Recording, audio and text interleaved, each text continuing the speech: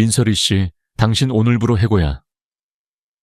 최 이사의 차가운 목소리가 고급 호텔의 회의실 안을 가득 채웠다. 그의 얼굴에는 자신의 부하 직원이자 재능 있는 후배를 내치는 것에 대한 아주 작은 미안함도 없었다. 오직 승리자의 오만함과 냉혹함만이 가득할 뿐이었다. 네 이사님, 그게 무슨... 민설이는 자신의 귀를 의심했다. 그녀는 자신이 지난 3년간 밤낮을 가리지 않고 매달렸던 새로운 향수 프로젝트 별의 눈물, Tears of a Star의 최종 보고를 막 마친 참이었다. 초의 이사는 조작된 서류 몇 장을 그녀의 앞에 던졌다. 당신이 경쟁사에 우리 회사의 기밀 포뮬러를 유출했다는 증거야. 그것도 실패작 가짜 포뮬러를 넘겨서 회사의 신뢰도까지 망가뜨렸어. 당신 같은 배신자를 더 이상 데리고 있을 수 없지. 모든 것이 거짓말이었다. 그가 말하는 기밀 포뮬러는 사실 그가 서리에 완벽한 별의 눈물, 포뮬러를 훔친 뒤 그녀를 내쫓기 위해 일부러 만들어낸 조잡한 가짜였다. 그는 그녀의 모든 것을 빼앗고 그녀에게 배신자라는 누명까지 씌운 것이다. 서리는 너무나도 큰 충격과 배신감에 아무 말도 할 수 없었다. 그녀의 타고난 소심함은 이런 극단적인 상황 앞에서 그녀의 혀를 마비시켜버렸다. 그녀는 그저 입술을 깨물며 고개를 숙인 채 부들부들 떨고만 있었다. 당장 나가. 다시는 내 눈에 띄지 마. 그렇게 그녀는 자신이 몸담았던 회사에서 가장 굴욕적인 방식으로 쫓겨났다. 그녀는 넋이 나간 사람처럼 호텔의 복도를 걸었다. 발걸음은 아무런 목적지도 없이 그저 정처 없이 움직였다. 그녀는 사람들이 다니지 않는 직원용 서비스, 복도의 한적한 구석에 있는 작은 벤치에 주저앉았다. 그리고 그 순간 그녀를 짓누르고 있던 모든 감정들이 한꺼번에 터져 나왔다. 억울한 분노, 배신감, 그리고 자신의 꿈이 산산조각 났다는 절망감. 그녀는 어린아이처럼 소리내어 울기 시작했다. 그녀의 손에는 작은 샘플 유리병 하나가 꼭 쥐어져 있었다. 바로 진짜 별의 눈물. 그녀의 영혼과도 같은 마지막 작품이었다. 한편 같은 호텔의 다른 층. 국내 최고의 럭셔리 그룹 오너스 더 어너스, 이 한태호 회장이 막 중요한 회의를 마치고 나오는 중이었다. 그는 업계에서 황금코라는 별명으로 불릴 만큼 절대적인 후각을 가진 인물이었다. 그는 방금 전 최 이사가 들고 온 새로운 향수에 대한 투자 제안을 검토하고 온 길이었다. 하지만 그는 실망했다. 최 이사가 자랑하던 그 향수는 그저 그런 평범한 향기일 뿐 어떤 영감도 주지 못했다. 그가 복도를 지나가던 순간 그의 발걸음이 멈칫했다. 어디선가 아주 희미하지만 한 번도 맡아본 적 없는 지극히 매혹적인 향기가 바람을 타고 날아오고 있었다. 그것은 단순히 좋은 향기가 아니었다. 그 안에는 이야기가 있었다. 깊은 슬픔과 그 슬픔 속에서도 반짝이는 별빛 같은 순수함, 그리고 누구도 흉내낼 수 없는 고귀함이 담겨있는 살아있는 향기였다. 그의 황금콧과 난생 처음으로 경험하는 완벽한 향기. 그는 홀린 듯 향기가 흘러나오는 곳으로 발걸음을 옮겼다. 그곳은 한적한 서비스 복도였고 한 젊은 여자가 작은 벤치에 앉아 서럽게 울고 있었다. 태호는 원래 다른 사람의 일에는 전혀 관심이 없는 차가운 남자였다. 하지만 그의 코를 자극한 그 경이로운 향기가 그의 발목을 붙잡았다. 그는 여자가 손에 꼭 쥐고 있는 작은 유리병에서 그 향기가 새어나오고 있다는 것을 알 수 있었다. 그는 여자에게 다가갔다. 인기척을 느낀 민설이가 눈물로 얼룩진 얼굴을 들었다. 그녀는 자신의 앞에 서 있는 완벽한 수트를 입은 압도적인 존재감의 낯선 남자를 보고 겁에 질려 몸을 움츠렸다. 남자는 아무 말 없이 자신의 재킷 안주머니에서 깨끗하게 다려진 실크 손수건을 꺼내 그녀에게 건넸다. 그리고는 그의 깊고 낮은 목소리가 그녀의 절망 속으로 파고들었다. 그는 그녀의 눈물이나 그녀의 슬픔이 아닌 오직 그녀의 손에 들린 작은 유리병을 보며 물었다. 그 향수, 당신 겁니까? 그 한마디가 그녀의 멈춰버린 세상의 톱니바퀴를 다시 움직이게 만들 것이라는 것을 두 사람 모두 아직 알지 못하고 있었다. 한태호 회장의 낮은 질문에 민설이는 깜짝 놀라 그를 쳐다보았다. 이 압도적인 존재감의 남자가 왜 자신의 향수에 관심을 보이는 걸까? 그녀는 경계심에 자신도 모르게 향수 샘플이 든 유리병을 등 뒤로 숨겼다. 태호는 그녀의 경계심을 눈치챘지만 다그치지 않았다. 그의 목소리에는 이상한 힘이 실려 있었다. 이야기를 듣고 싶군요. 이런 향수를 만들 수 있는 사람의 이야기라면 들어볼 가치가 있겠지. 그는 엘리베이터 쪽을 가리켰다. 여기서 이럴 게 아니라 조용한 곳으로 갑시다. 그는 울고 있는 어리둥절한 서리를 데리고 호텔의 가장 높은 층에 있는 VVIP들만 이용하는 이그제큐티브 라운지로 향했다. 그곳은 서비스 복도와는 완전히 다른 세상이었다. 조용하고 고급스러웠으며 창밖으로는 서울의 야경이 보석처럼 펼쳐져 있었다. 그는 그녀를 가장 전망 좋은 창가 자리에 앉히고 따뜻한 캐모마일 티를 주문했다. 그는 그녀가 마음을 진정시킬 때까지 아무 말 없이 기다려 주었다. 마침내 그녀의 울음이 잦아들자 그가 다시 한번 이번에는 훨씬 더 부드러운 목소리로 물었다. 당신이 흘리는 눈물, 그리고 이 향수, 무슨 관계가 있는지 말해줄 수 있겠소? 그의 예상치 못한 침착하고 진지한 태도에 그리고 더 이상 잃을 것이 없다는 절박함에 서리는 마침내 입을 열기 시작했다. 그것은 뒤죽박죽이고 감정적인 고백이었다.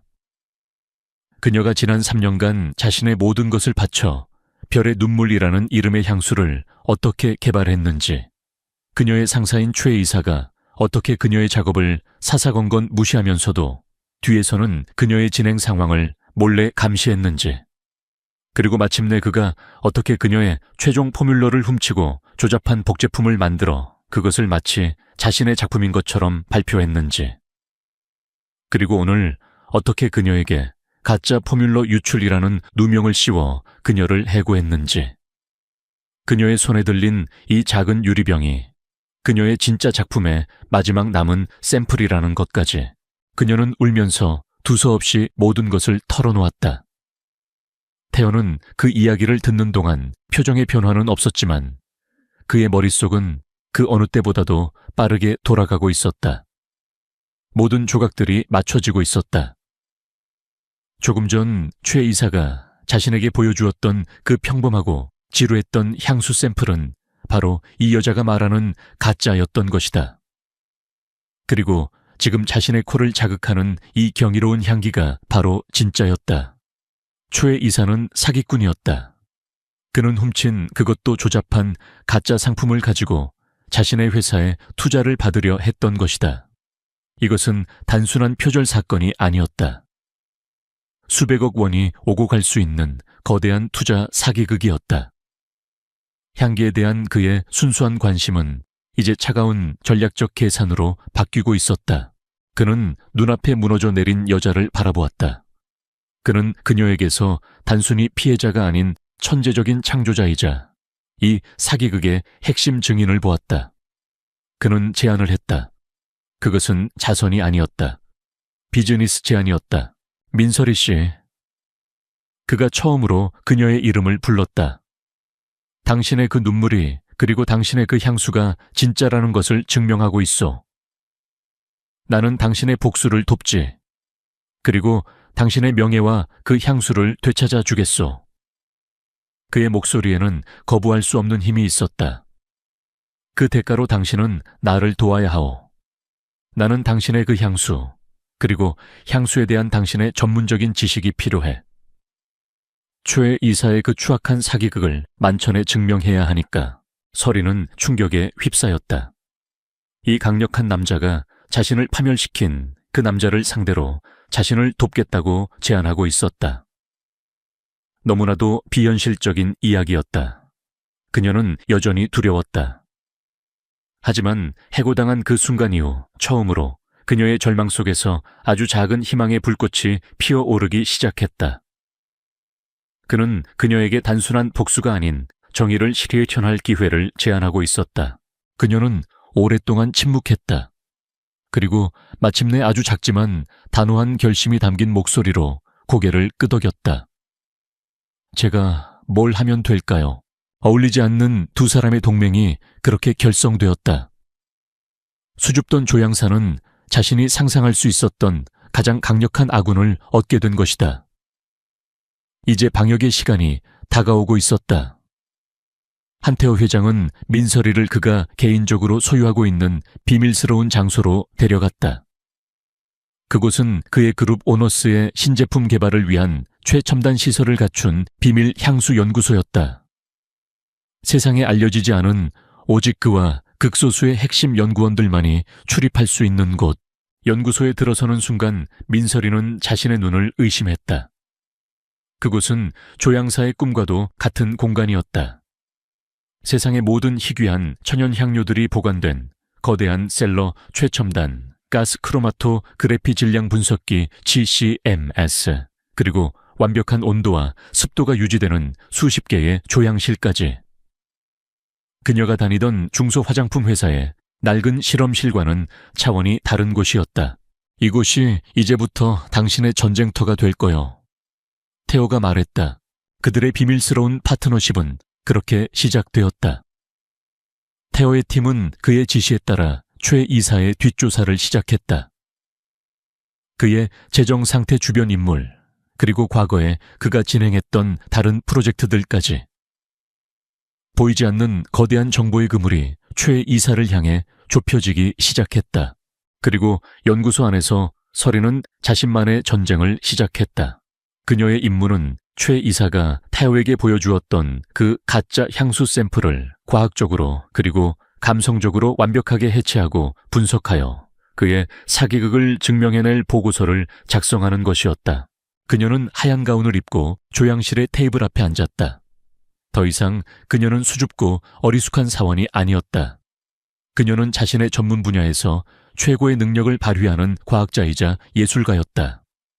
그녀는 먼저 GCMS 장비를 이용해 가짜 향수의 성분을 분석했다.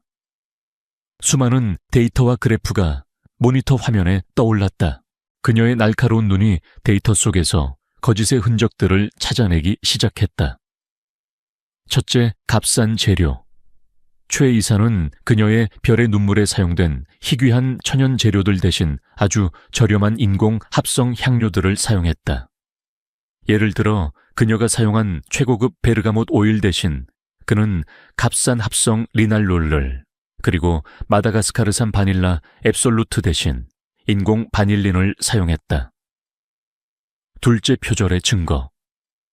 하지만 그는 그녀의 포뮬러 핵심인 여러 향들을 조합하여 만들어내는 중심 어코드 아코드만큼은 교묘하게 흉내냈다. 이것은 그가 그녀의 원본 포뮬러를 훔쳤다는 명백한 증거였다. 셋째, 그리고 가장 치명적인 것. 유해 성분. 그는 자신의 조잡한 복제품을 안정시키고 향을 강제로 오래 지속시키기 위해 업계에서 사용이 금지된 심각한 피부 트러블을 유발할 수 있는 화학 안정제를 사용했다. 이것은 단순한 지적재산권 도둑질을 넘어 소비자의 안전을 위협하는 심각한 범죄 행위였다. 스모킹 건을 찾아낸 것이다. 그녀는 며칠 밤낮을 세워가며 상세하고 전문적인 기술 보고서를 작성하기 시작했다. 보고서에는 화학 성분 분석표와 데이터, 그리고 그녀의 오리지널 별의 눈물이 담고 있는 철학과 초의 이사의 가짜 향수가 가진 기만적인 속성에 대한 비교 분석이 담겨 있었다. 그녀의 보고서는 초의 이사의 향수가 단순한 표절작이 아니라 소비자에게 잠재적인 건강상의 위험을 초래할 수 있는 사기 제품이라는 것을 명백히 증명하고 있었다. 보고서를 작성하는 동안 그녀는 서서히 변해가고 있었다.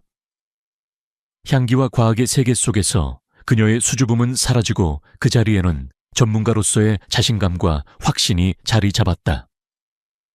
그녀는 태호와 함께 연구소에서 밤을 새우며 자신의 발견에 대해 조리 있게 설명했다. 타요는 그녀의 명석함과 정확함 그리고 향에 대한 깊은 철학에 감탄했다.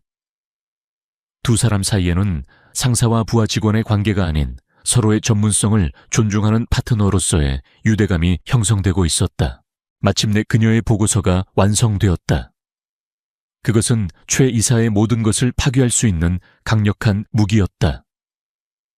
바로 그때 태어의 비서인 조 비서가 그들만의 비밀 연구소로 들어왔다. 그의 손에는 최 이사에 대한 1차 뒷조사 결과 보고서가 들려 있었다. 회장님 알아냈습니다. 최 이사는 최근 불법 도박으로 인해 막대한 빚을 지고 있으며 그의 모든 재산은 압류 직전의 상태입니다. 이제 모든 것이 명확해졌다. 범행의 동기.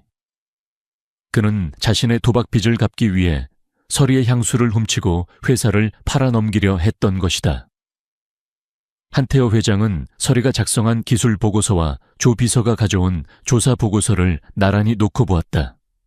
범행의 동기와 범행의 과학적 증거, 모든 것이 준비되었다. 그는 새로운 존경심이 담긴 눈으로 서리를 바라보았다.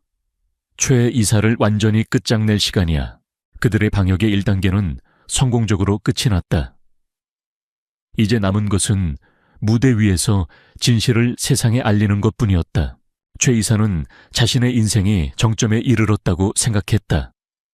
그는 한태호 회장의 오너스 그룹과의 회사 매각 협상을 성공적으로 이끌고 있었다.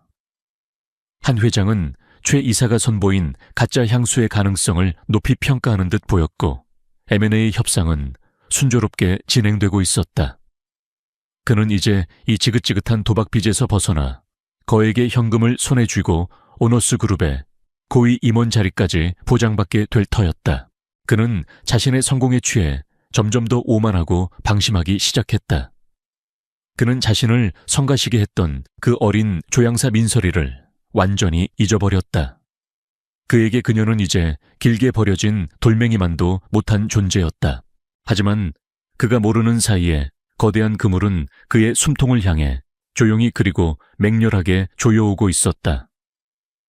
한태호 회장의 지시를 받은 조 비서와 그의 팀은 최 이사의 모든 것을 파헤치고 있었다.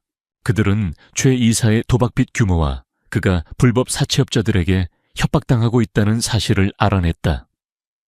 범행의 동기가 명확해졌다. 그들은 또한 과거 최 이사 밑에서 일하다가 아이디어를 빼앗기고 쫓겨났던 다른 주니어 연구원들을 찾아내어 그의 과거 행적에 대한 증언들을 확보했다. 그의 파렴치한 행각이 이번이 처음이 아니라는 증거였다. 그리고 마침내 그들은 결정적인 증거를 손에 넣었다. 서리가 발견해낸 그 유해 화학 안정제. 그들은 그 안정제를 납품한 업체를 추적했다. 그리고 최 이사가 그 업체 관계자와 통화하며 증거 인멸을 지시하는 내용을 합법적인 감청을 통해 녹음하는 데 성공했다. 그깟 안정제 가지고 뭘 그렇게 튕겨 내가 시키는 대로 관련 서류나 전부 파기해버려 돈은 두둑하게 챙겨줄 테니. 그것은 그의 범죄를 스스로 인정하는 완벽한 증거였다. 한편 한태호 회장의 비밀 연구소. 민설이는 더 이상 과거의 상처에 아파하며 울고 있지 않았다. 그녀는 자신의 복수를 그리고 자신의 명예회복을 위해 조용히 칼을 갈고 있었다. 그녀는 한 회장의 팀이 외부에서 증거를 수집하는 동안 연구소 안에서 자신의 진짜 별의 눈물을 완벽하게 재현하고 그 향수가 가진 철학과 예술성을 세상 사람들 앞에서 어떻게 설명할 것인지 준비하고 있었다. 그녀는 이제 단순히 과학 보고서를 쓰는 연구원이 아니었다. 그녀는 자신의 작품을 세상에 선보일 준비를 하는 자신감 넘치는 예술가로 변모하고 있었다. 그녀의 눈빛에서는 수줍음 대신 자신의 창조물에 대한 깊은 자부심과 확신이 빛나고 있었다. 마침내 모든 준비가 끝났다. 한태호 회장은 최 이사 측에 회사 인수 계약에 최종적으로 합의하겠다는 의사를 전달했다. 그리고 그 계약 체결을 위한 공식적인 조인식 및 기자회견을 제안했다. 최 이사는 마침내 모든 것이 자신의 뜻대로 되었다고 확신했다.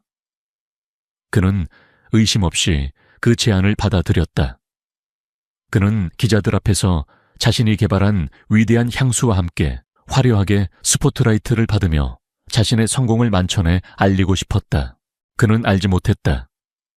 그 화려한 조인식이 사실은 자신의 모든 죄가 폭로될 공개적인 처형대가 될 것이라는 사실을. 조인식 전날 밤, 최 이사는 자신의 호화로운 아파트에서 최고급 샴페인을 터뜨리며 자신의 장밋빛 미래를 축하하고 있었다. 그는 곧 모든 빚을 청산하고 돈과 명예를 모두 손에 쥔 승리자가 될 터였다. 그는 거울 앞에 서서 내일 기자들 앞에서 할 연설을 연습했다. 그의 얼굴에는 오만함과 탐욕이 가득했다. 같은 시각 민설이는 연구소의 조향실에 홀로 앉아 있었다. 그녀의 앞에는 완벽하게 재탄생한 그녀의 작품 별의 눈물이 놓여 있었다. 그녀는 조용히 그 향기의 첫 노트를 맡았다. 그 안에는 그녀가 겪었던 슬픔과 절망하지만 그 모든 것을 이겨낸 희망과 순수함이 담겨 있었다. 그녀는 내일 자신의 모든 것을 걸고 이 진실의 향기를 세상에 알려야 했다. 그녀는 두려웠지만 물러서지 않을 터였다. 반역자의 거짓된 자부심과 창조자의 진실된 자부심이 마침내 정면으로 충돌할 시간이 다가오고 있었다. 최종 계약 및 신제품 발표회 전날 밤, 한태호 회장의 비밀 연구소에는 무거운 긴장감이 감돌았다. 한태호와 조 비서 그리고 민설이 단 3사람이 마지막 작전 회의를 하고 있었다. 계획은 이렇습니다. 조 비서가 내일의 계획을 브리핑했다. 1단계 행사가 시작되면 최 이사가 먼저 단상에 올라 자신의 걸작 향수와 이번 M&A 계약의 성공을 자축하는 연설을 할 겁니다. 2단계 그의 연설이 끝나면 회장님께서 무대에 오르십니다. 처음에는 그를 칭찬하며 우리 그룹의 정직과 품질의 철학에 대해 이야기하며 그를 방심하게 만듭니다. 3단계, 그리고 저희가 수집한 증거들을 하나씩 공개합니다. 그의 도박빚 과거의 표절 행적에 대한 증언들, 그리고 결정적으로 그가 증거인멸을 지시하는 통화 녹음 파일. 이로써 그의 신뢰도를 완전히 무너뜨립니다. 그리고 마지막 4단계, 조비서의 시선이 서리에게 향했다. 회장님께서 이 향수의 진짜 주인을 무대 위로 부를 겁니다. 바로 민설이 씨, 당신입니다. 당신은 그 자리에서 당신의 진짜 별의 눈물이 어떤 향수인지, 그리고 최 이사의 것이 얼마나 조잡한 가짜인지를 증명해야 합니다. 모든 계획을 듣고 서리의 얼굴이 하얗게 질렸다. 그녀는 수백 명의 기자들과 투자자들, 그리고 업계의 모든 거물들이 지켜보는 앞에서 자신을 파멸시킨 그 남자를 상대로 자신의 작품을 변호해야만 했다. 제가 과연 할 수 있을까요? 저 같은 사람이 그렇게 많은 사람들 앞에서. 그녀의 목소리가 염소처럼 떨렸다. 그녀는 자신이 쓴 완벽한 기술 보고서와 그녀가 만든 아름다운 향수를 보았다. 하지만 그것을 세상에 알릴 용기가 자신에게는 없다고 생각했다. 그녀의 타고난 수줍음과 과거의 트라우마가 그녀의 발목을 붙잡고 있었다. 그때 한태호 회장이 조용히 그녀의 앞에 다가왔다. 그는 그녀가 만든 별의 눈물, 샘플병을 집어들고 그 향을 깊이 들이마셨다. 그리고는 그녀의 눈을 보며 나지막이 말했다. 이 향수에는 당신의 이야기가 담겨 있어. 그의 목소리에는 그녀를 격려하려는 힘이 아닌 진실을 말하는 힘이 있었다. 지난 3년간 당신이 겪었던 슬픔 절망하지만 그 모든 것을 이겨낸 순수함과 희망. 이 향기는 거짓말을 할 수 없는 당신의 영혼 그 자체야. 그는 서리의 어깨에 손을 얹었다. 내일 당신은 그저 말하는 것이 아니오. 당신은 이 향수가 스스로 자신의 목소리를 내도록 길을 열어주는 것뿐이야. 다른 사람들을 보지 마시오. 초의 이사도 보지 마시오. 오직 당신의 작품만을 믿으시오. 그리고 나는 그런 당신을 믿겠소. 그의 말은 마법과도 같았다. 그것은 그녀에게 용감해져라고 말하는 것이 아니었다. 그것은 그녀에게 그녀 자신의 작품이 가진 힘을, 그녀가 걸어온 시간의 진실성을 믿으라고 말하는 것이었다. 서리는 그날 밤 잠을 자지 않았다. 그녀는 연설문을 외우는 대신 자신의 작품 별의 눈물과 함께 밤을 새웠다. 그녀는 그 향기를 만들었던 첫 순간부터 모든 기억들을 다시 떠올렸다. 별빛이 쏟아지던 밤의 영감, 수백 번의 실패와 좌절, 그리고 마침내 완벽한 조화를 찾아냈을 때의 환희. 그 모든 감정들이 향기 속에 살아 숨 쉬고 있었다. 그녀는 더 이상 자신을 수줍고 보잘것없는 조향사라고 생각하지 않았다. 그녀는 별의 눈물이라는 위대한 작품을 탄생시킨 창조자였다. 조인식 당일 아침, 한태호 회장의 팀이 준비해준 심플하지만 우아한 드레스를 입은 민설이가 거울 앞에 섰다. 거울 속의 그녀는 여전히 그녀였지만 그녀의 눈빛은 완전히 달라져 있었다. 두려움은 여전히 남아 있었지만 그 밑바닥에는 조용하지만 그 무엇으로도 깨뜨릴 수 없는 단단한 결의가 자리 잡고 있었다. 그녀는 자신의 손에 별의 눈물이 담긴 작은 향수병을 쥐었다. 그것은 이제 그녀의 방패이자 그녀의 칼이었다. 그녀는 깊은 숨을 한번 들이쉬고 문을 열고 밖으로 나섰다. 자신의 악마와 마주하고 자신의 꿈을 되찾기 위해. 발표회의 전야는 끝났다. 이제 심판의 날이 밝아오고 있었다. 계약 조인식 및 신제품 발표회가 열리는 호텔의 그랜드 볼룸. 수백 명의 기자들과 투자자들 그리고 업계 관계자들이 모여 새로운 스타의 탄생을 기다리고 있었다. 단상 위 화려한 조명 아래 최 이사는 세상의 중심에 선 주인공이었다. 그는 자신만만한 미소와 함께 자신의 걸작과 이번 M&A의 성공에 대해 열변을 토했다. 여러분, 지금부터 여러분께서는 향수의 역사를 새로 쓸 위대한 작품을 만나보게 될 것입니다. 그는 비장하게 선언하며 자신의 향수를 공개했다. 평범하고 대량 생산된 듯한 아무런 개성도 없는 향수병. 직원들이 행사장에 그 가짜 향수를 뿌리기 시작했다. 향기는 나쁘지 않았다. 하지만 그저 그런 어디서나 맡아볼 수 있는 영혼 없는 인공의 향기일 뿐이었다. 기자들은 의무적으로 플래시를 터뜨렸고 투자자들은 예의 바른 표정으로 고개를 끄덕였다. 최 이사는 자신의 성공에 완전히 도취해 있었다. 그의 연설이 끝나고 마침내 한태호 회장이 무대 위로 올라왔다. 그는 처음에는 최 이사의 노력을 칭찬하며 여유로운 미소로 입을 열었다. 우리 오너스 그룹은 언제나 진실성을 가장 중요한 가치로 여겨왔습니다. 제품에 대한 진실성, 그리고 사람에 대한 진실성 말입니다. 그의 목소리가 점차 차가워지기 시작했다. 그런데 최 이사님, 당신의 삶은 그리고 당신의 작품은 과연 진실성이라는 단어에 어울리는 것일까요? 그는 등 뒤에 거대한 스크린을 가리켰다. 화면에는 최 이사의 이름으로 된 수십억 원의 불법 도박빚 내역서가 떠올랐다. 이것이 당신이 말하는 진실성입니까? 행사장이 술렁이기 시작했다. 기자들의 눈이 번뜩였다. 최 이사의 얼굴이 하얗게 질렸다. 하지만 이것은 시작에 불과했다. 다음으로 스피커를 통해 최 이사가 증거인멸을 지시하던 그의 목소리가 행사장에 울려 퍼졌다. 그깟 안정제 가지고 뭘 그렇게 튕겨. 내가 시키는 대로 관련 서류나 전부 파기해버려. 아니야, 저건 조작된 거야. 최 이사가 소리쳤지만 그의 목소리는 거대한 소음 속에 묻혀버렸다. 한태호 회장은 마지막 일격을 가했다. 그리고 당신이 방금 선보인 저 향수 역시 가짜입니다. 스크린에는 민설이가 작성했던 기술 보고서가 나타났다. 값싼 합성 원료, 그리고 사용이 금지된 유해화학 안정제 성분표. 이제 사건은 단순한 기업 사기극이 아니라 소비자의 안전을 위협한 공공의 문제가 되었다. 그렇다면 진짜는 누구의 것인지 직접 확인해 보시죠.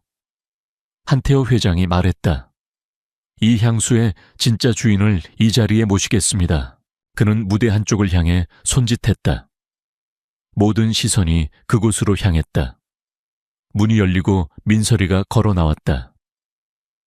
그녀는 더 이상 복대서 울고 있던 겁 많던 여직원이 아니었다. 그녀는 단정하고 우아한 모습에 자신감 넘치는 한 명의 전문가였다. 그녀는 최 이사는 쳐다보지도 않고 오직 청중을 향해 섰다. 그녀는 기술적인 이야기를 하지 않았다. 그녀는 자신의 향수, 별의 눈물에 담긴 이야기를 시작했다.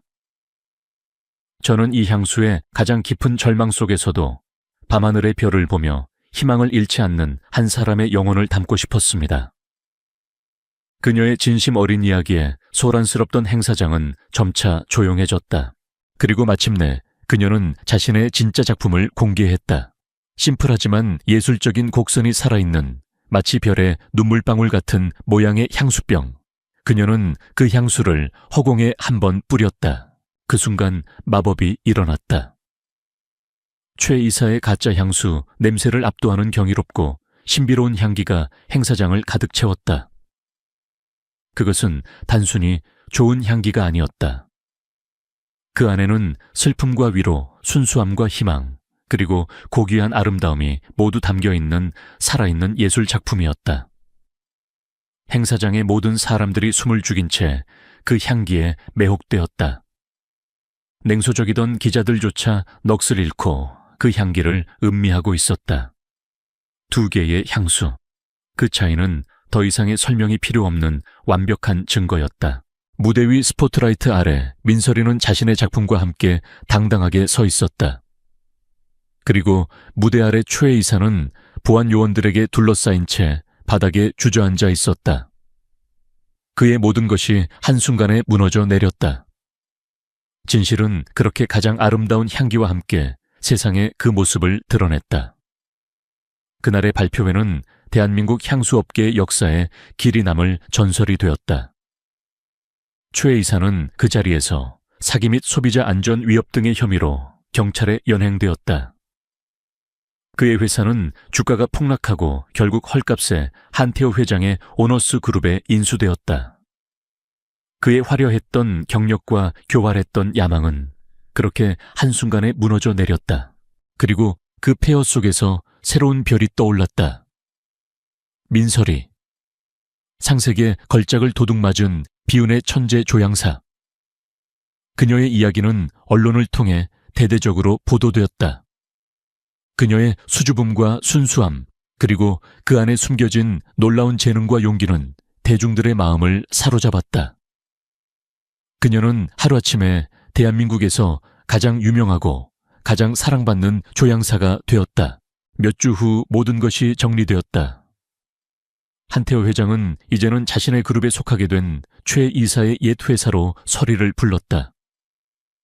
그는 그녀를 과거 최 이사가 앉아있던 가장 전망 좋은 CEO의 사무실로 안내했다. 이제 이곳의 부패한 요소들은 모두 정리되었어. 그는 그녀에게 다시 한번 진심을 담아 감사를 표했다. 이제 당신의 별의 눈물을 우리 그룹의 새로운 플래그십 향수로 세상에 선보일 시간이요. 그는 그녀에게 파격적인 제안을 했다. 나는 이곳에 당신만을 위한 독립적인 향수 연구소를 만들어 주겠소. 완벽한 창작의 자유와 그룹의 모든 지원을 약속하지. 당신은 이제 그 누구의 방해도 받지 않고 당신만의 예술을 마음껏 펼치면 돼요. 그것은 모든 창작자가 꿈꾸는 최고의 조건이었다. 수줍던 조향사는 이제 자신의 운명을 스스로 결정하는 자유로운 창조주가 된 것이다. 그녀는 벅찬 감동과 함께 그 제안을 받아들였다. 몇 달의 시간이 흘렀다. 마침내 민설이의 별의 눈물이 세상에 공식적으로 출시되었다. 출시 기념 파티는 그 어떤 명품 브랜드의 행사보다도 더 화려하고 성대하게 열렸다. 파티의 주인공은 우아한 드레스를 입고 자신감 넘치는 미소로 사람들을 맞이하는 민설이었다. 그녀는 더 이상 복도 구석에서 울고 있던 상처받은 작은 동물이 아니었다. 그녀는 자신의 작품 세계를 당당하게 이야기하는 모두에게 존경받는 예술가였다. 멸의 눈물은 출시와 동시에 폭발적인 반응을 얻으며 베스트셀러가 되었다. 사람들은 그저 좋은 향기가 아니라 그 안에 담긴 진실된 이야기에 열광했다. 파티가 무르익을 무렵 서리는 잠시 테라스로 나와 서울의 야경을 바라보고 있었다. 그때 한태호 회장이 그녀의 곁으로 다가왔다. 그는 더 이상 차가운 비즈니스맨이 아니었다. 그의 눈에는 진심 어린 따뜻한 미소가 담겨 있었다. 당신의 눈물이 이렇게 아름다운 별이 되었군. 태호가 말했다. 서리가 그를 보며 환하게 미소 지었다.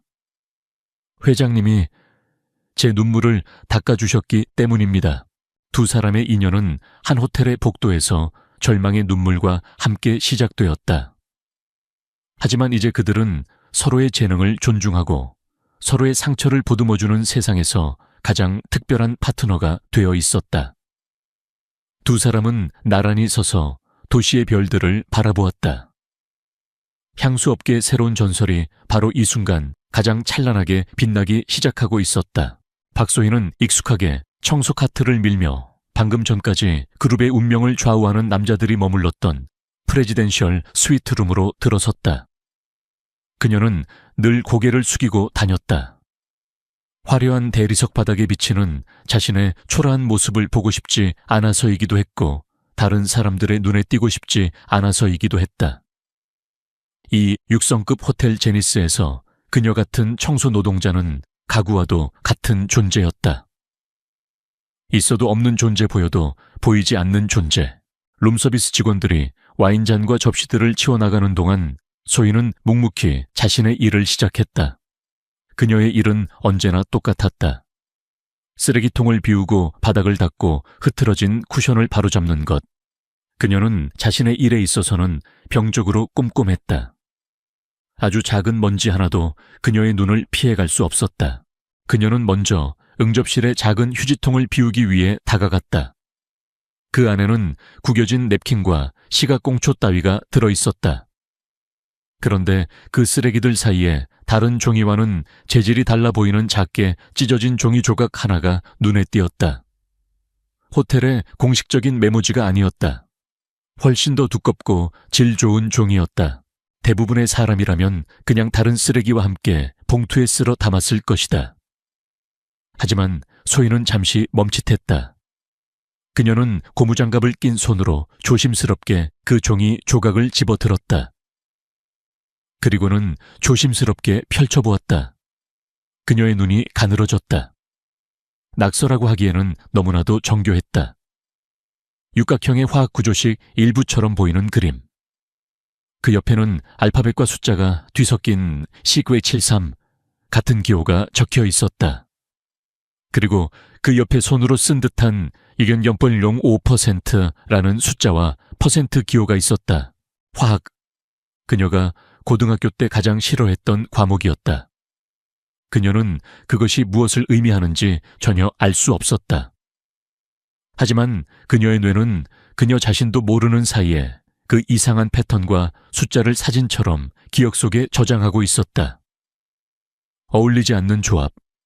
호텔의 부사장이 왜 이런 화학식 같은 것을 개인 휴지통에 버렸을까? 그냥 아무 의미 없는 메모일까? 그녀는 고개를 저었다.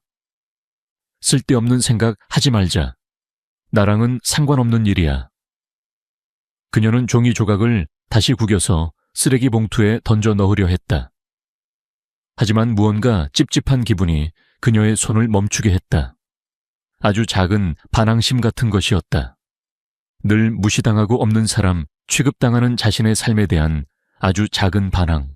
그녀는 주위를 한번 둘러보고 아무도 없는 것을 확인했다.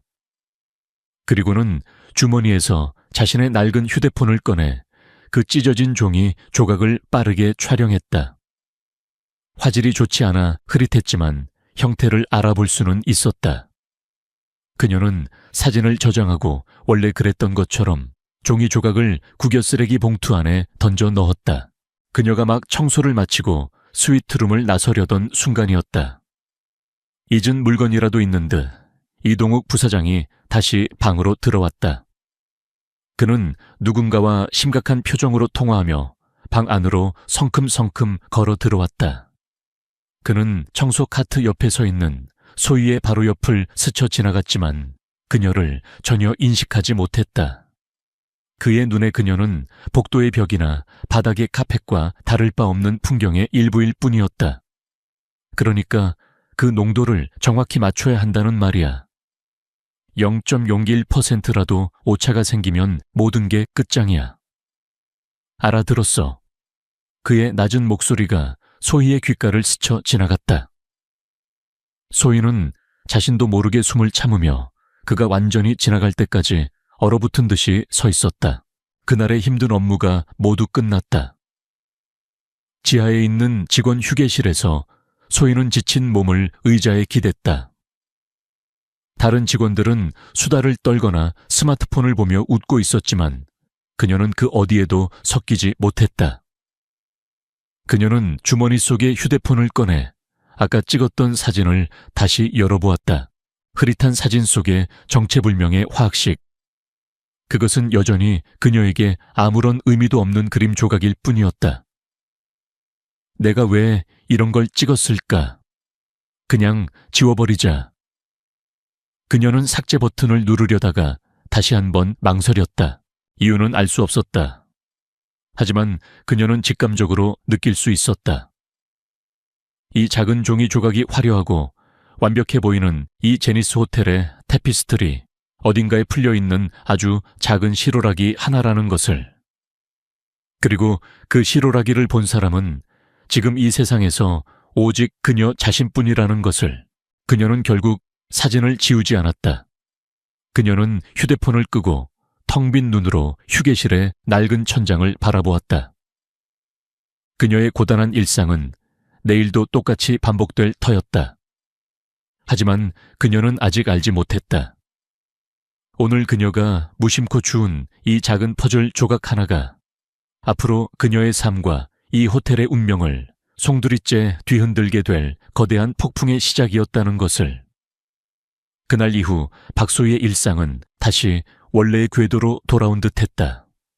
그녀는 여전히 가장 먼저 출근해서 가장 늦게 퇴근했고 사람들의 눈에 띄지 않게 묵묵히 자신의 일을 했다. 그녀의 휴대폰에 저장된 그 정체불명의 화학식 사진은 그저 기묘한 해프닝의 흔적처럼 남아있을 뿐이었다. 그녀는 자신이 너무 과민 반응했던 것이라고 그냥 잊어버리자고 몇 번이나 다짐했다. 하지만 운명은 그녀를 평범한 청소부로 남겨둘 생각이 없는 듯했다. 며칠 뒤 늦은 밤이었다. 대부분의 직원들이 퇴근하고 거대한 호텔이 고요함에 잠겨갈 무렵 소희는 로비 라운지에 마감 청소를 하고 있었다. 그때 그녀는 라운지 가장 구석진 자리에서 아직 퇴근하지 않은 이동욱 부사장을 발견했다. 그는 혼자가 아니었다. 낯선 남자와 마주 앉아 낮은 목소리로 심각하게 대화를 나누고 있었다. 소희는 직감적으로 몸을 숨겼다. 그녀는 거대한 관상용 화분 뒤에 웅크리고 숨을 죽였다. 거리가 멀어 모든 대화를 들을 수는 없었지만 날카로운 몇 개의 단어들이 그녀의 귓가에 박혔다. 위험 부담이 너무 커. 수질 검사 주기. 최종 단계에서는 대화는 길지 않았다. 낯선 남자는 불안한 표정으로 작은 유리병 하나를 이 부사장에게 건네고는 서둘러 자리를 떴다. 남자가 라운지를 빠져나갈 때 그의 서류 가방에 박힌 로고가 소희의 시야에 들어왔다. 태영 화학, 태영 케미컬스. 제니스 호텔의 공식 스파용품 납품업체의 가장 강력한 경쟁사였다.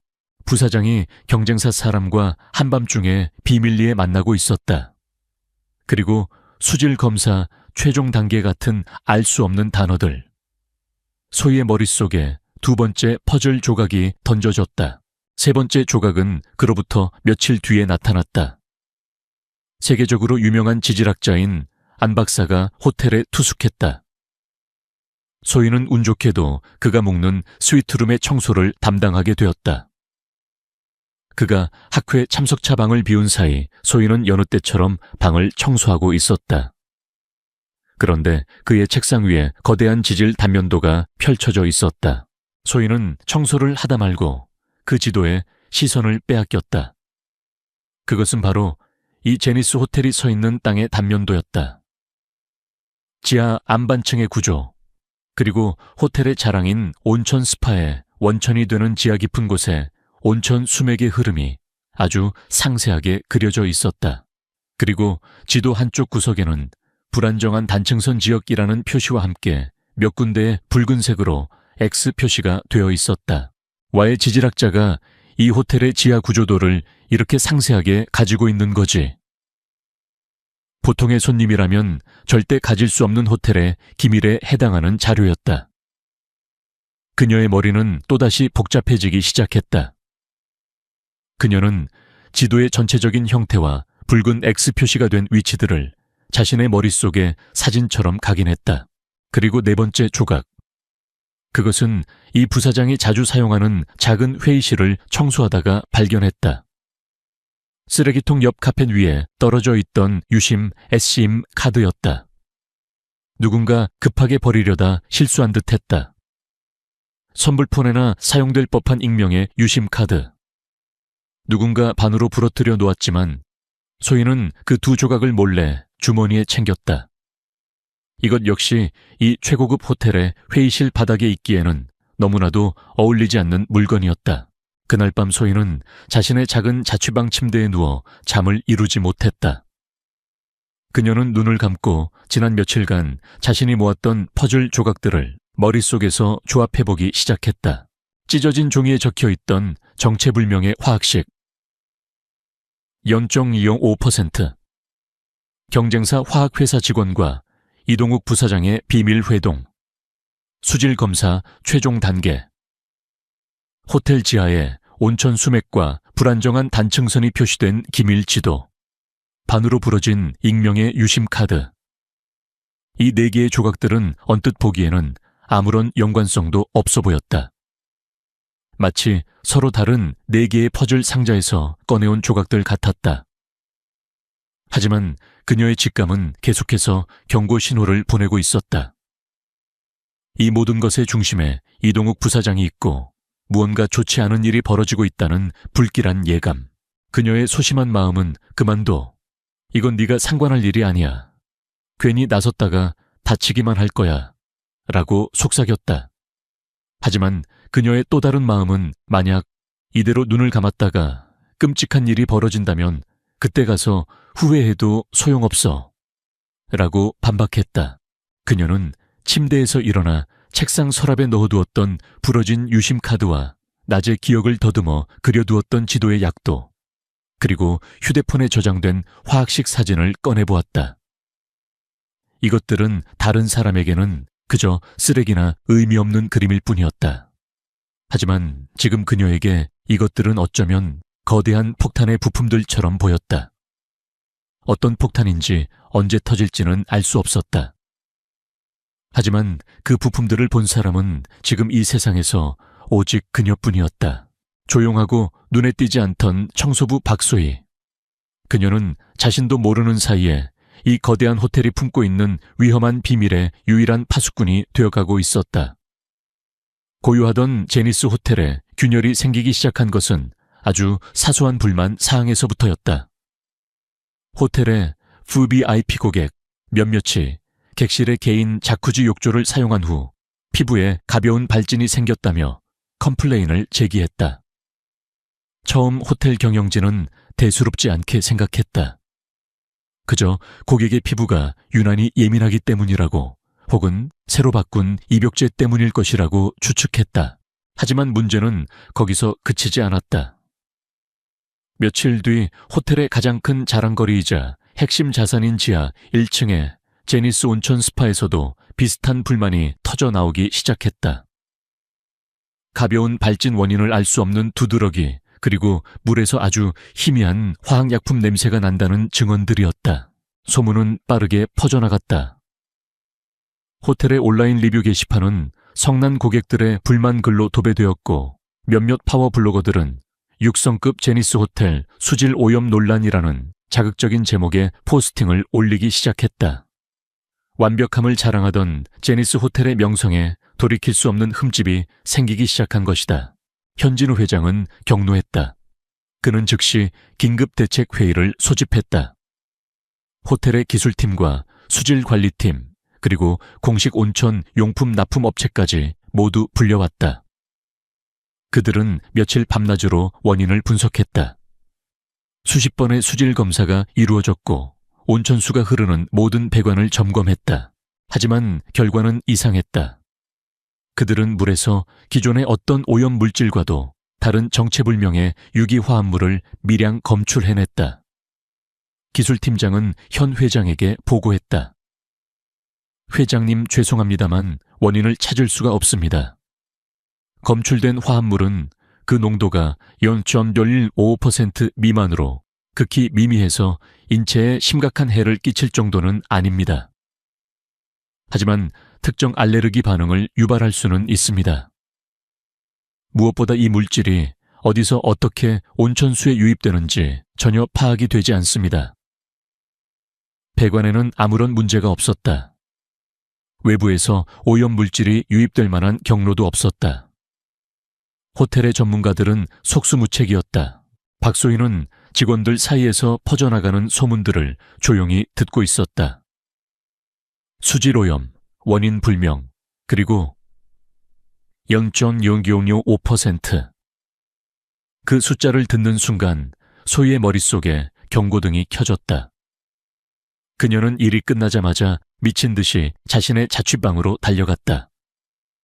그리고는 떨리는 손으로 휴대폰을 열어 그날 이동욱 부사장의 휴지통에서 발견했던 찢어진 종이 조각 사진을 확인했다.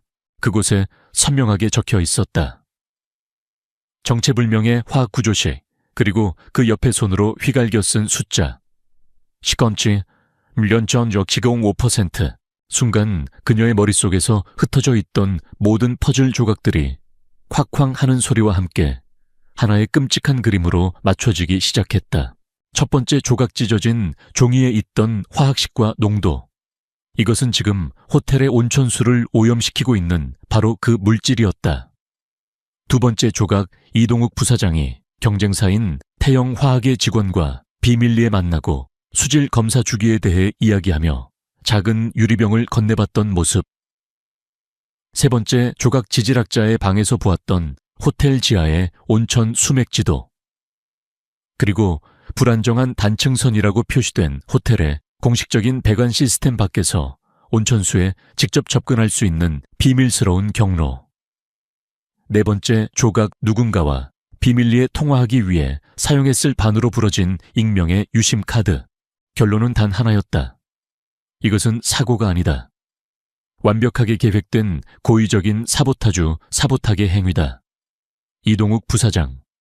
그가 호텔의 심장인 온천 스파를 아주 미량에 추적하기 어려운 화학물질로 서서히 오염시키고 있었던 것이다.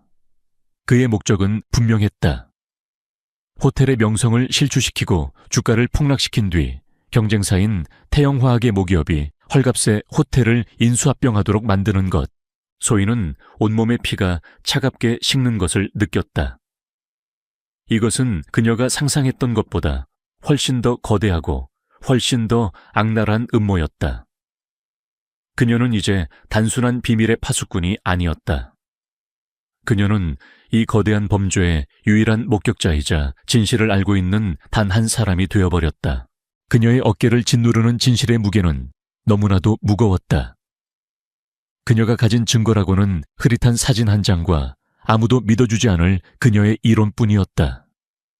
경찰에 신고할 수도 없었다. 호텔 내부의 누군가에게 이야기하는 것은 호랑이 굴로 스스로 걸어 들어가는 것과 같았다. 누가 이동욱 부사장의 편인지 알 수 없는 상황이었다.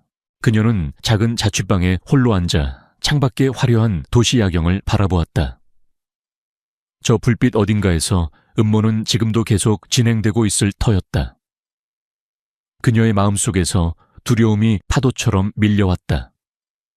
하지만 그 두려움보다 더 큰 무언가가 그녀의 마음속에서 조용히 고개를 들고 있었다.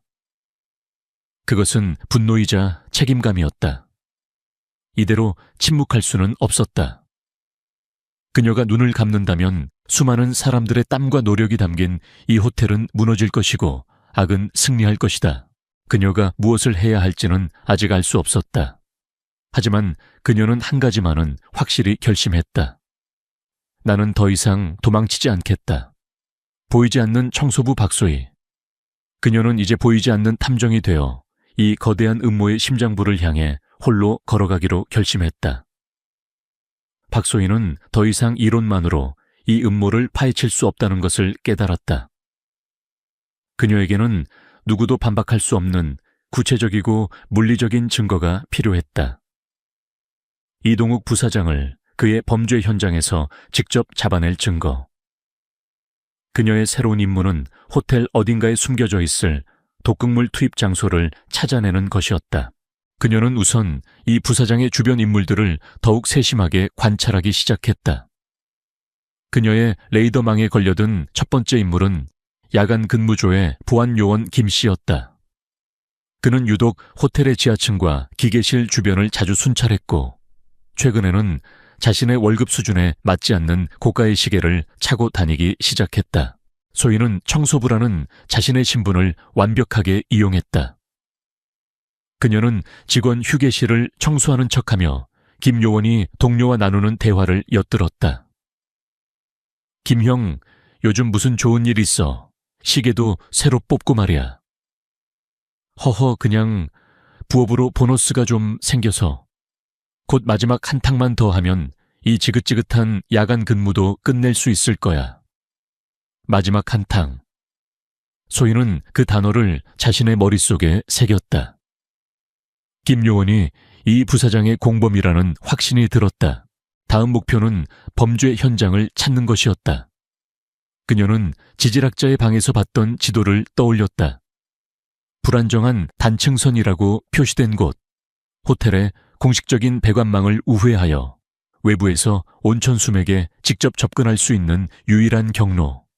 그곳은 바로 호텔의 가장 깊은 곳. 일반 직원은 출입이 엄격히 통제되는 지하 3층의 지열 발전, 설비실 근처일 터였다. 그곳에 어떻게 들어갈 수 있을까 며칠을 고민하던 그녀에게 기회가 찾아왔다. 시설관리팀의 게시판에 지하 3층 환풍구 전기 청소 작업 공고가 붙은 것이다. 아무도 가기 싫어 하는 가장 힘들고 더러운 작업이었다. 소희는 자신의 담당 구역장인 한 여사를 찾아갔다. 그녀는 일부러 풀이 죽은 목소리로 말했다. 반장님, 제가 요즘 실수가 잦아서 다른 분들께 피해를 드리는 것 같습니다. 앞으로 더 열심히 하겠다는 의미로 이번 지하 3층 환풍구 청소 작업 제가 맡아서 하면 안 될까요? 한 여사는 귀찮은 일을 알아서 맡겠다는 그녀가 기특하다는 듯 흔쾌히 허락했다. 마침내 소희는 합법적으로 금지된 구역으로 들어갈 수 있게 되었다. 지하 3층은 지상과는 완전히 다른 세상이었다. 어둡고 습하고 거대한 기계들이 내뿜는 소음과 열기로 가득했다. 그녀는 정말로 환풍구를 청소하는 척하며 자신의 기억 속에 있는 지도를 따라 가장 깊고 후미진 곳으로 향했다. 그리고 마침내 그녀는 그것을 찾아냈다. 거대한 지열 펌프 뒤편 낡은 장비들로 가려진 좁은 서비스 터널. 그리고 그 터널의 끝에 정체불명의 소형 펌프와 온천 원수관에 직접 연결된 가는 호스가 설치되어 있었다. 그 옆에는 태영화학의 로고가 찍힌 빈 약품통 여러 개와 아직 내용물이 남아있는 통 하나가 놓여 있었다. 완벽한 범죄 현장이었다. 빼도 박도 못할 증거. 그녀는 심장이 터질 듯이 뛰는 것을 느끼며 휴대폰을 꺼내 이 모든 것을 촬영하기 시작했다. 바로 그때였다. 터널 입구 쪽에서 희미한 발소리와 함께 두 남자의 목소리가 들려왔다. 김 요원이었다. 이봐 이쪽 맞아. 부사장님이 말씀하신 마지막 배달 물건 여기에 두면 되는 거지. 맞아. 곧 있을 국제 행사 날 이걸 터뜨리면 모든 게 끝나는 거야. 호텔은 끝장나고 우리는 거액을 챙기는 거지. 소희는 비명을 지를 뻔한 것을 간신히 참았다. 그녀는 칠흑 같은 어둠 속 낡은 파이프 뒤로 몸을 숨겼다. 그녀는 숨소리조차 죽였다. 김요원과 또 다른 남자가 그녀가 숨어있는 곳 바로 앞을 지나갔다. 그런데 그 청소부 아줌마 말이야. 부사장님이 계속 신경 쓰인다고 하시던데. 김요원의 목소리였다. 그냥 좀 어리숙한 아줌마 아니야. 그래도 혹시 모르니 이 일 끝나면 조용히 처리해야 할지도 몰라. 꼬리가 길면 밟히는 법이니까. 그들의 발소리가 멀어졌다. 소희는 온몸이 사시나무처럼 떨리는 것을 느끼며 그 자리에 주저앉았다. 그녀는 이제 더 이상 보이지 않는 목격자가 아니었다. 그녀는 그들의 제거 대상이 되어버렸다. 그녀는 이제 이 호텔에서 가장 위험한 인물이 된 것이다. 그녀는 간신히 몸을 일으켜 그곳을 빠져나왔다. 그녀의 휴대폰에는 이제 거대한 음모를 증명할 모든 증거가 담겨 있었다. 하지만 동시에 그녀의 목숨을 노리는 위협도 함께 따라오게 되었다. 자신의 작은 자취방으로 돌아온 소희는 공포에 떨며 문을 걸어 잠갔다. 그녀는 휴대폰 속 사진들을 보았다. 이 증거를 가지고 어떻게 해야 할까? 혼자서는 더 이상 감당할 수 없었다. 그녀는 용기를 내어 호텔 내부 인트라넷에 접속했다. 그리고는 임원진 명단에서 단 한 사람의 이름을 찾아냈다. 현진우 회장. 그녀는 회장의 비서실 공식 이메일 주소를 자신의 노트에 적었다. 그녀가 누구를 믿어야 할지는 아직 알 수 없었다. 하지만 그녀는 이제 선택의 기로에 섰다. 이대로 모든 것을 덮고 자신의 목숨을 부지하며 도망칠 것인가? 아니면 이 증거를 가지고 가장 높은 곳의 문을 두드릴 것인가? 그녀의 조용했던 수사는 끝났다. 이제는 진실을 세상에 폭로하기 위한 더 위험한 싸움을 시작해야 할 때였다. 박소희가 자신을 노리는 위협을 감지하고 행동을 결심했을 때 호텔 제니스는 건국 이래 최대 규모의 국제 행사인 아시아 글로벌 서밋 준비로 그 어느 때보다도 분주했다. 대한민국의 대통령을 비롯하여 아시아 각국의 정상들과 수백 명의 글로벌 기업 CEO들이 참석하는 국가적인 행사였다. 이 행사의 성공적인 개최는 제니스 호텔의 명예뿐만 아니라 대한민국의 국격이 걸린 문제였다.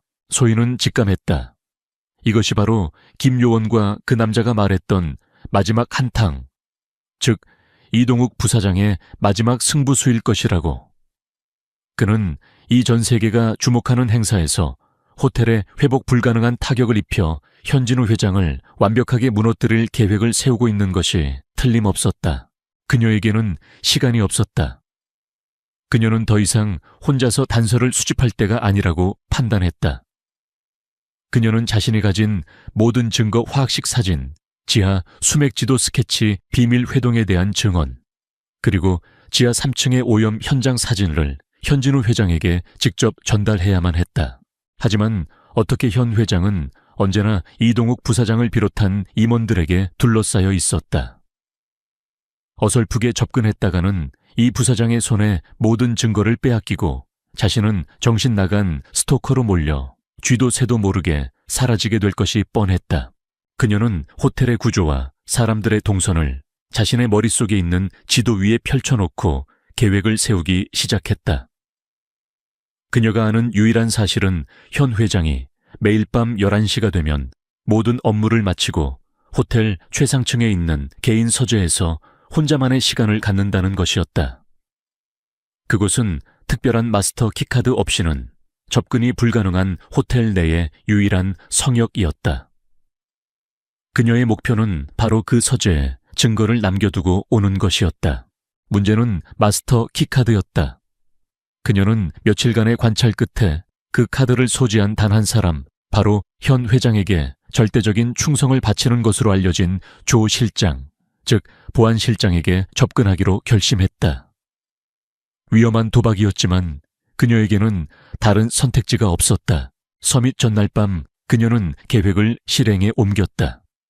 그녀는 호텔의 다른 층에서 일부러 배수관을 막아 작은 침수 소동을 일으켰다. 모든 직원들과 보안팀의 시선이 그곳으로 쏠린 사이 그녀는 조 실장의 사무실로 잠입했다. 그녀는 그가 외투를 의자에 벗어두고 나간 것을 확인했다. 그녀는 외투 주머니에서 그의 키카드를 꺼내 자신이 미리 준비한 소형 RFID 복제 장치로 단 몇 초 만에 데이터를 복제했다. 심장이 터질 것 같았지만 그녀의 손은 한치의 떨림도 없이 침착했다. 마침내 그녀는 금단의 구역으로 향할 열쇠를 손에 넣었다. 그녀는 직원용 비상 엘리베이터를 타고 아무도 없는 최상층으로 향했다. 복제한 카드를 리더기에 대자 삑 하는 작은 소리와 함께 펜트하우스 전용 복도로 향하는 문이 열렸다. 최상층의 복도는 숨막히는 정적으로 가득했다. 그녀는 자신의 발소리조차 죽이며 현 회장의 개인 서재 앞으로 다가갔다. 문은 굳게 잠겨 있었다. 그녀는 주머니에서 오래전 돌아가신 아버지가 남겨주신 낡은 만능 열쇠 세트를 꺼냈다. 가난했던 시절 그녀는 고장난 문을 고치는 법을 스스로 터득해야만 했다. 그때 서러웠던 기억이 지금 그녀에게 가장 강력한 무기가 되어준 것이다. 몇 번의 시도 끝에 딸깍하는 작은 소리와 함께 문이 열렸다. 서재 안은 고풍스러운 책 냄새와 현 회장 특유의 옅은 향수 냄새로 가득했다. 그녀는 준비해온 USB와 그동안의 모든 상황을 자세히 적은 손편지를 그의 책상 위에 올려놓으려 했다. 그때 그녀의 눈에 책상 위에 놓인 한 장의 사진 액자가 들어왔다. 사진 속에는 지금보다 훨씬 젊은 시절에 현진우 회장이 환하게 웃고 있는 한 여인과 그녀의 손을 잡고 있는 어린 소녀와 함께 서 있었다. 소희는 그 자리에서 얼어붙었다. 숨을 쉴 수가 없었다. 사진 속의 어린 소녀. 그 소녀는 바로 그녀 자신 박소희였다. 그리고 그녀의 손을 잡고 있는 여인은 바로 그녀의 어머니였다. 그녀의 어머니는 오래전 바로 이 제니스 호텔의 직원이었다. 그리고 호텔에서 일어난 불의의 사고로 세상을 떠났다. 소희는 그저 운이 나빴던 사고라고만 생각해왔다. 모든 기억의 파편들이 맞춰지기 시작했다. 현 회장이 과거 자신들의 집에 가끔 찾아와 어머니와 다정하게 이야기를 나누던 모습. 어머니가 돌아가신 후 그가 고아원에 있던 자신을 남몰래 후원해 주었던 사실.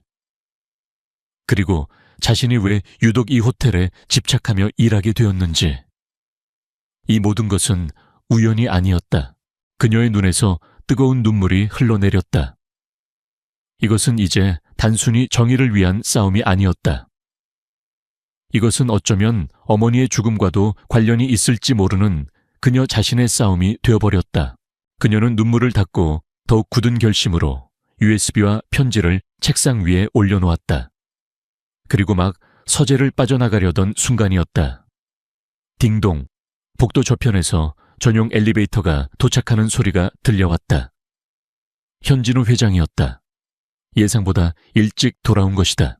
소희에게는 피할 시간이 없었다.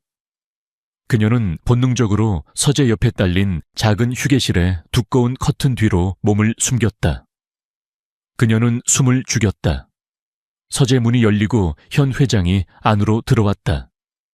그는 피곤한 듯 넥타이를 풀며 책상으로 다가갔다. 그리고 자신의 책상 위에 놓여있는 정체불명의 봉투를 발견했다. 그의 얼굴에 의아한 표정이 떠올랐다. 그는 조심스럽게 봉투를 집어들었다. 커튼 뒤에서 소희는 자신의 심장 소리가 온 세상에 울려 퍼지는 것 같았다. 폭탄은 전달되었다. 이제 모든 것은 그의 손에 달려 있었다. 커튼 뒤에서 박소희는 자신의 심장 소리가 현진우 회장에게 들릴까봐 두려워하며 숨을 죽이고 있었다. 그녀는 커튼의 작은 틈새로 현 회장이 자신이 놓고 온 봉투를 집어드는 것을 지켜보았다. 그의 얼굴에는 의아함이 가득했다. 그는 먼저 손으로 쓴 편지를 읽었다.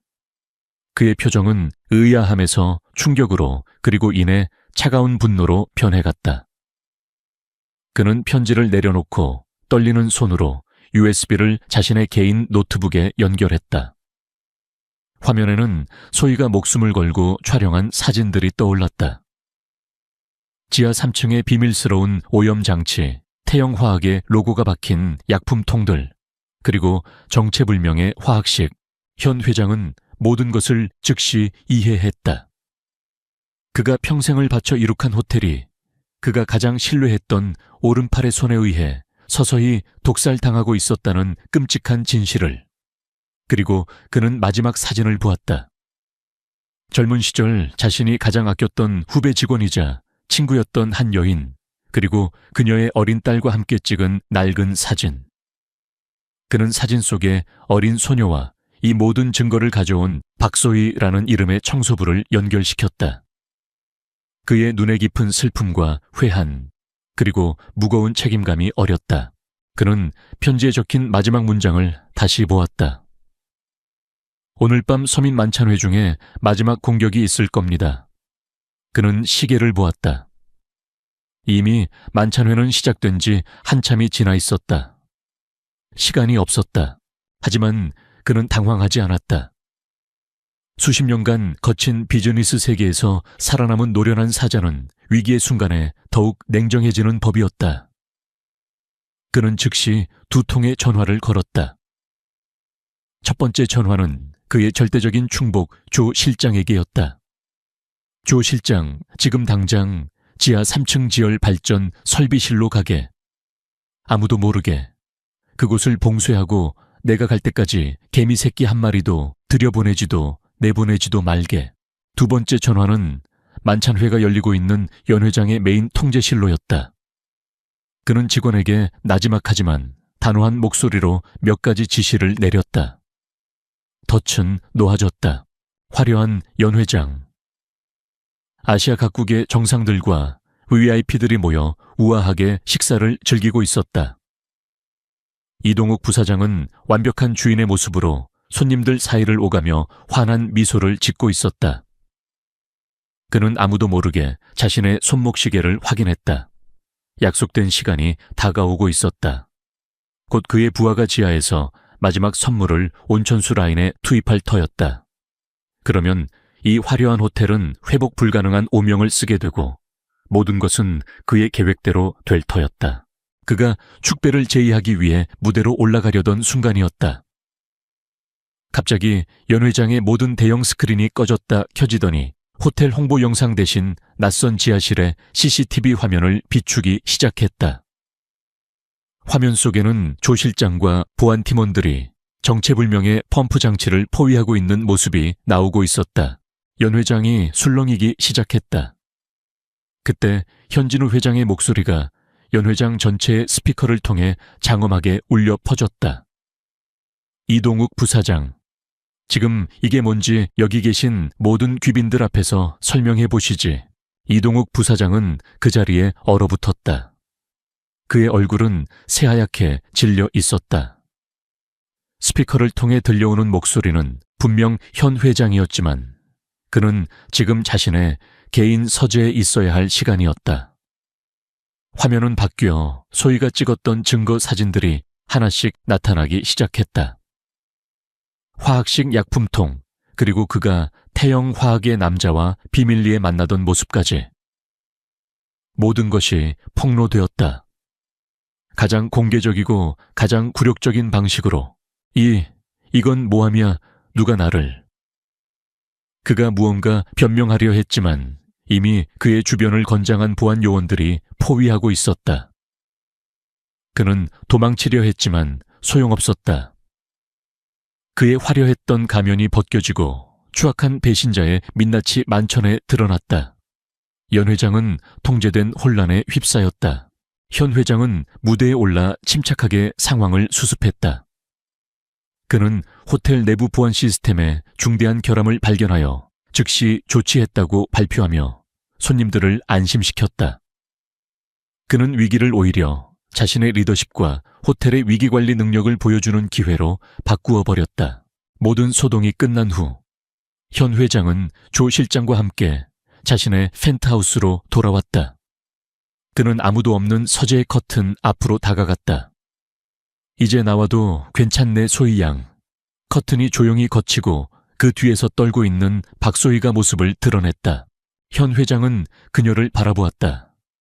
그의 눈에는 이 모든 것을 해결해준 영웅을 바라보는 고마움과 지켜주지 못했던 옛 친구의 딸에 대한 미안함이 뒤섞여 있었다. 그는 그녀의 어깨를 감싸 안았다. 자네 어머니가 살아있었다면 정말 자랑스러워했을 걸세. 그의 따뜻한 말에 소희는 참았던 눈물을 터뜨렸다. 그녀는 더 이상 이 호텔에 보이지 않는 청소부가 아니었다. 그녀는 이 거대한 성을 붕괴 직전에서 구해낸 유일한 수호자였다. 위험은 끝났다. 하지만 그녀와 현 회장 두 사람의 진짜 이야기는 이제 막 시작되고 있었다. 아시아 글로벌 서밋은 성공적으로 막을 내렸다. 그날 밤 연회장에서 있었던 소동은 호텔 내부의 긴급 보안 시스템 점검으로 알려졌고 대중들은 아무것도 눈치채지 못했다. 이동욱 부사장과 그의 공범들은 그날 밤 조용히 사직 처리되었다. 실제로는 국정원의 비밀 부서로 넘겨져 기업 스파이 및 국가기관 시설에 대한 테러 행위 미수 혐의로 강도 높은 조사를 받게 되었다. 그들의 추악한 제국은 소리 소문도 없이 역사의 뒤양일로 사라졌다. 며칠 후 현진우 회장은 자신의 집무실로 박소희를 다시 불렀다. 더 이상 위기 상황이 아니었다. 두 사람 사이에는 차분하고 따뜻한 공기가 흘렀다. 현 회장은 그녀 앞에 거액이 담긴 봉투를 내밀었다. 소희 양 이 호텔을 구해준 것에 대한 나의 작은 성의일세. 이걸로 새 삶을 시작하게. 하지만 소희는 조용히 고개를 저었다. 회장님, 제가 원했던 것은 돈이 아니었습니다. 그녀의 대답에 현 회장은 씁쓸하게 미소 지었다. 그는 그녀가 그럴 줄 알고 있었다. 그녀는 그녀의 어머니와 똑 닮아 있었다. 그는 책상 서랍에서 오래된 사진 한 장을 더 꺼냈다. 그가 젊은 시절 소희의 어머니와 함께 찍은 사진이었다. 소희 양 어머니는 단순한 사고로 세상을 떠난 게 아닐세. 현 회장은 수십 년간 묻어두었던 진실을 털어놓았다. 과거에도 지금의 양 회장처럼 호텔을 노리는 다른 경쟁 세력이 있었다. 당시 시설 관리팀에서 일하던 소희의 어머니는 우연히 그들의 사보타주 계획을 알게 되었다. 그리고 그녀가 그 사실을 폭로하기 직전 호텔 공사 현장에서 불의의 추락 사고를 당했다. 모든 것이 사고로 위장되었지만 현 회장은 그것이 명백한 살인이었음을 알고 있었다. 하지만 당시에는 증거도 힘도 없어 아무것도 하지 못했다. 나는 평생 자네 어머니에게 빚을 졌다고 생각하며 살아왔네. 지켜주지 못했다는 죄책감 속에서. 그런데 이제 자네가 나를 그리고 이 호텔을 그리고 자네 어머니의 명예를 지켜준 셈이야. 그의 눈에 눈물이 고였다. 소희 역시 눈물을 흘렸다. 그것은 슬픔의 눈물이라기보다는 모든 것을 이해하게 된 자의 뜨거운 눈물이었다.